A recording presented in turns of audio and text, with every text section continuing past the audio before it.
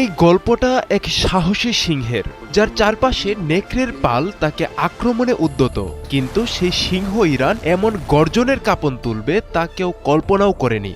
এক ইরান চারপাশে যে আক্রমণ চালিয়ে যাচ্ছে তা বিশ্বের সামরিক ইতিহাসে বিরল, অথচ দেশটি হারিয়েছে তার সর্বোচ্চ নেতা, প্রতিরক্ষা মন্ত্রী, সেনাপ্রধান সহ প্রথম সারি নেতৃত্বকে। কেউ কল্পনাও করেনি ইরানের এই প্রতিক্রিয়ার মাত্রা ও গতি। 34, 35 সানবিট 1 চামচে 30+ বাসন পরিষ্কার।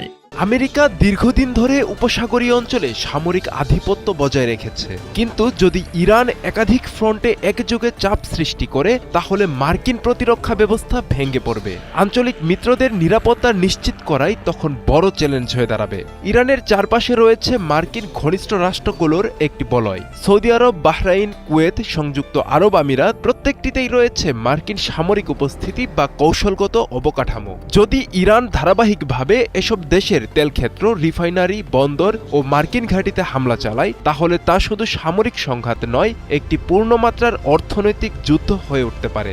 বিশেষ করে সৌদি আরব, কাতার এবং সংযুক্ত আরব আমিরাত বিশ্বের তেল রপ্তানিকারকদের মধ্যে অন্যতম। তাদের উৎপাদন ব্যাহত হলে বিশ্ববাজারে তেলের সরবরাহ প্রতিদিন কয়েক মিলিয়ন ব্যারেল কমে যাবে। এরই মধ্যে সৌদি আরামকোতে তাণ্ডব চালিয়েছে ইরান হরমুজ প্রণালী বন্ধ করে দেয়ায় শুরু হয়ে গেছে সংকট। হু হু করে বাড়ছে তেল এবং গ্যাসের দাম।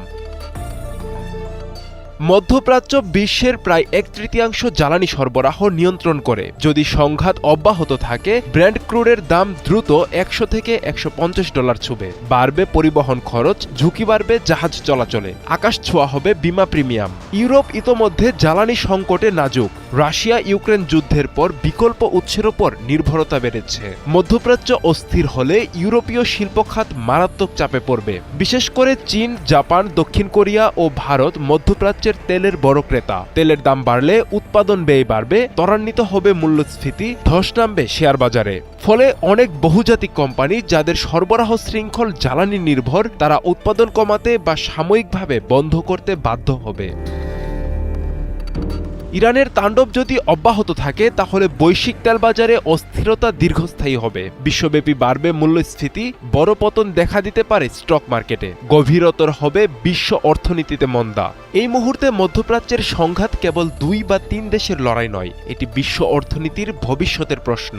ইরানের পাল্টা হামলা যদি আরও কয়েকদিন একই তীব্রতায় চলতে থাকে তাহলে বিশ্ব তেল বাজারে আগুন লাগা সময়ের ব্যাপার মাত্র। আব্দুল্লাহ আল মারুফ, 71।